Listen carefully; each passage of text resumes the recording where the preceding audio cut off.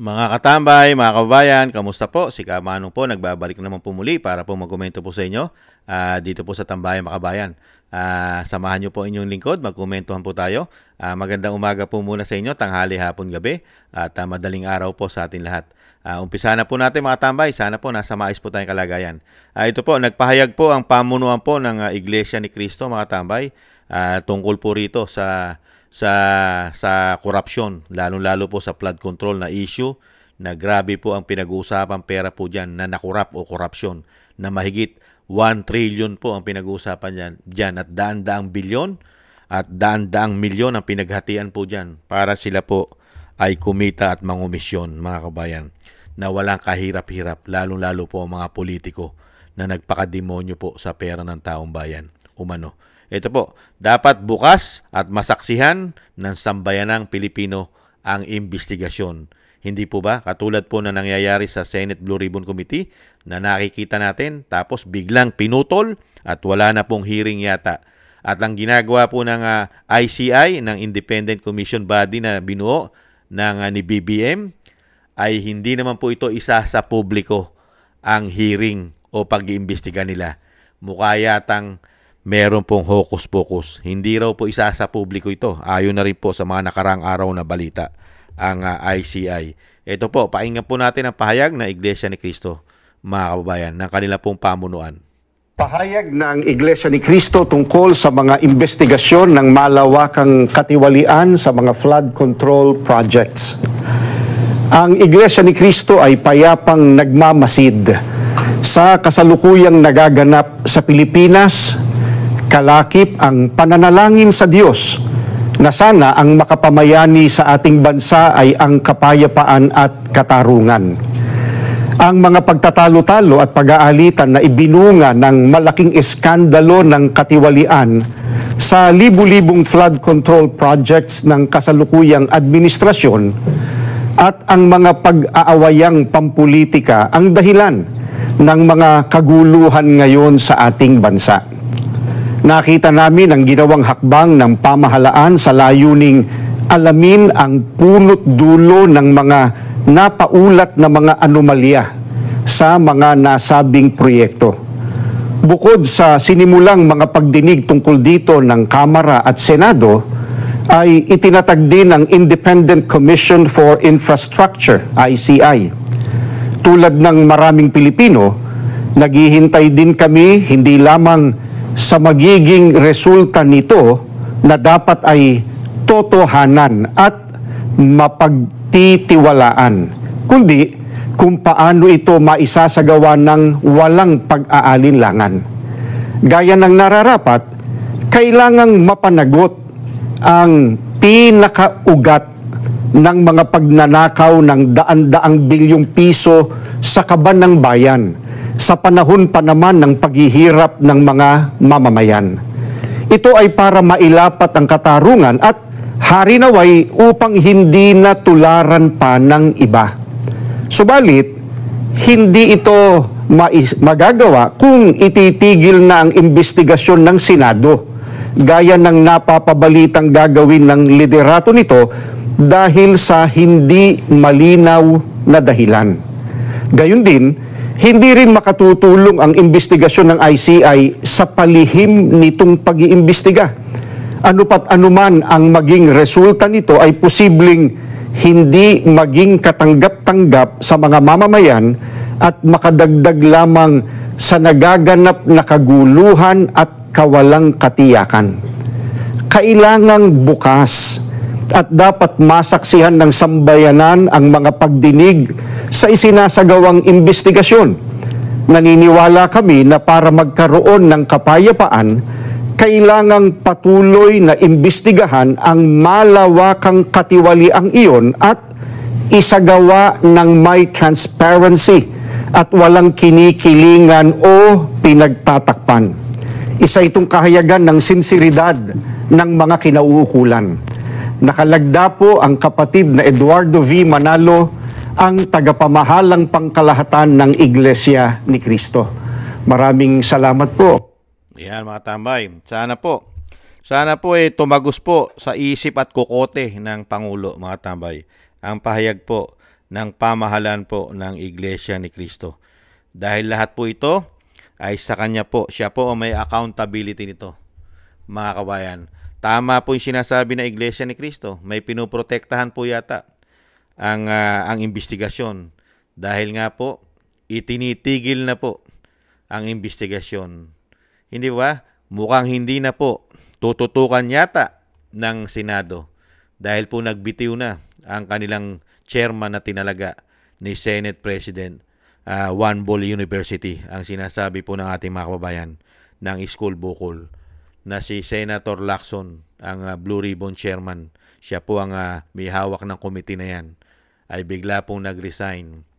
Samantalang nung panahon ni Senator Marcoleta na siya ang chairman, ay dire-diretso po at napakaganda ng tinatakbo ng investigasyon.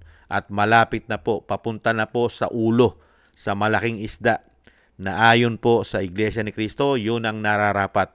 Ay mapanagot po ang malaking isda, ang malalaking ulo ni Lolong, ang malalaking ulo ng mga buhaya. Pero nung biglang lumabas po si Master Sergeant ng Marine Master Sergeant na si Gutesa, ay bigla pong nanahimik at bigla-bigla po yatang hindi na itutuloy ang investigasyon. At bigla-bigla rin po yatang nag-resign ang chairman po ng Blue Ribbon Committee. Kaya dito po sa panawagan ng pamunuan po ng Iglesia ni Cristo o ng INC, ay yan, sana po ito po mga politiko. Kung ito pong mga politiko ay may takot pa at may pagmamahal pa kahit kaunti sa bayan at mayroon pang kahihiyan na natitira sa katawan, mga kabayan, ayan, magkusa na kayo. Tumulong na kayo. Tumulong na kayo at ilantad nyo na ang inyong mga pagkatao kung may kahihiyan pa kayo. Hindi po ba kaya lang? Wala naman pong kahihiyan eh. Makakapal na po ang pagmumukha niyan. Kaya dito po sa pahayag na INC, kung sobrang kapal na po mga kapatid sa Iglesia ni Cristo, kung yan po kung itong mga politiko na ito at itong pamahalaan na ito ay sobrang kapal na po. Nakita nyo naman po ang ginagawa, mga kababayan, nitong pamahalaan na ito. Napakarami po na pwedeng italaga na ombudsman kung sino pa yung politiko na may mga issue pa na dadawit pa ang pamilya sa illegal na damo. At napakaraming issue po ng hindi tama na pagpapatakbo ng kanyang ahensya, lalong-lalo nung siya ay DOJ Secretary. Hindi po ba? At lalong-lalo yung ginawa nila sa dating Pangulo na walang due process. Tapos siya ngayon ay tatalaga yung ombudsman dyan. Hindi po ba? Unbelievable. Kaya dito po mga tambay, susundin kaya ito? At ito kayang panawagan ng INC? Ay ito kaya isang makakalampag ba rito? At susundin kaya ng pamahalaan ang panawagan ng ICC na transparency ang gagawing investigasyon? Kailangan makita natin at masaksihan natin ang ginagawa nilang investigasyon. Kasi itong ICI, nagpahayag na po ito mga tambay, na hindi po nila isa sa publiko ang kanilang investigasyon. Yan na rin po sinabi ng pamunuan ng INC, na hindi po ito iahayag sa atin. Ito po ay, marathon. Parang ano lang po ito, isang palabas. Isang palabas lang po ito mga tambay, para lang po masabi na sila ay nag-iimbestiga. Pero, ang totoo po nito umano, ay kailangan nilang pagtakpan ang kanilang korupsyon dahil sila rin yan umano. Hindi po ba? Kaya dito po mga tambay, napakaganda po ng pahayag ng pamunuan ng INC. Kaya lang po, ang nakaupo po ngayon ay mga manhid, makakapal ang muka umano dahil po sa pagiging swapang, greedy, gahaman sa kapangyarihan at pera ng taong bayan. Hindi po ba? Kaya baka po hindi rin sundin dahil sila po ngayon ang nasa kapangyarihan. Lahat po ay kaya nilang gawin. Dahil nangyari na po yan. Nakita naman po natin nung panahon po ni Kibuloy na isa din pong reliyon. Nakita nyo po nangyari kay Kibuloy? Hindi po ba? Lahat po ay kaya nilang gawin dahil nga po umano sa pagiging gahaman, sakim, yung greedy sa lahat ng bagay na pwede nilang kunin para maging protection pa nila. Hindi po ba? At hindi na mawala sa kanila yung kapangyarihan na bumalik. Hindi po ba, mga kabayan? Kaya nga po, grabe ang nangyari sa ating bansa. Ang ating bansa ay nagkagulo-gulo dahil sa pamumulitika nila at korupsyon. Hindi po ba? Nagkawatak-watak at nagkahati-hati ang bansa natin dahil sa pagpapatakbo nila ng ginawa nila pong pagpapatakbo. Para ka pong ginagawa ng dinadala ka na sa pagiging martial law. Sunod-sunuran na lang tayo sa kanila. Tatanggapin na lang natin ang pagiging magnanakaw nilang lahat halos, mga kaalyado nila, magmula sa taas hanggang baba. Hindi po ba, mga kabayan? Kaya dito po, mga kabayan, sana po ito pong panawagan ng Iglesia ni Cristo ay hindi po matapos ito hanggang panawagan lamang. Kasi sa nakikita ko naman po, mga tambay, ay hindi naman po ito susundin at hindi matitinag ang pamahalaan. Lalong-lalo kung sa salita lamang, mga kababayan. Planado na po nila yan. Planado na. Hindi na po sila makukuha sa salita. Mga kababayan, manhid na po yan. Manhid na po. Lalong-lalo na kung may issue ka pa ng pulburon. Hindi po ba? Mahirap na po. Mga wala na pong konsyensya. Yan lang po ang masasabi ko, mga katambay. Wala na pong konsyensya. At wala na pong takot sa Panginoon ang mga tao na ito. Iba na po ang kanilang kinikilala. Wala na pong mga takot yan sa Panginoon. Hindi kaya? Dahil magagawa po ba ng matino at tuwid na lingkod bayan yan? Itong ginagawa nila ngayon? Kung sila'y may takot pa sa Panginoon, mga kabayan. Kaya sana po hindi lang po ito ang umpisa at magtuloy-tuloy pa po ang mga panawagan at sana magkaroon din po ng aksyon ang Iglesia ni Cristo dito po. Dahil mismo po alam po natin, nakikita po ng Iglesia ni Cristo na ang nangyayari po sa ating bansa ay ginagago at binubodo lang po tayo. Mga kabayan, wala po mangyayari sa ating bansa kung hindi mapapalitan ang ugat. Kailangan palitan mo ang ugat, ang ulo, para tumino at umayos at bumalik sa dati at umasenso naman ang ating bansa at mabawasan kahit papaano ang mga magnanakaw at maisauli ang mga ninakaw nila. Hanggat hindi pinapalitan ang ulo, kailanman ay hindi maisasauli ang mga ninakaw ng mga demonyong politiko sa ating bansa.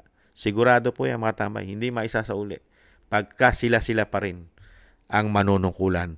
Magtatakipan lang po yan. Magtatakipan. At puproteksyonan po nila ang bawat isa para po manatili at hawakan na nila ng tuluyan ang ating bansa. Yan ang mga plano yata ng mga yan. Maraming salamat po sa pamunuan po ng Iglesia ni Cristo at nakikita nyo po ang nangyayari po sa ating bansa. Sana po ay makiisa rin po kayo sa mga panawagan. Lalong-lalo po na sana ay makiisa kayo na ang dapat na po talaga ay palitan ang ulo, ang malaking ulo na nagbigay ng perwisyo sa mahigit 100 milyong Pilipino kasama pa ang mga OFW.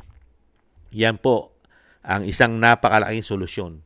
Palitan ang malaking ulo na nasa Malacanang na wala na pong takot at walang respeto sa mga Pilipino at sa batas. Hindi po ba, mga kabayan? Thank you po sa nagusto po natin tambayang mga kabayan sa YouTube at TikTok. At ganun din po sa mga nagko-comment, like, share, and subscribe. At sa mga subscribers po natin, thank you po. Mabuhay po kayo. At sa mga nagbibigay po ng tulong at biyaya, maraming salamat din po sa inyo.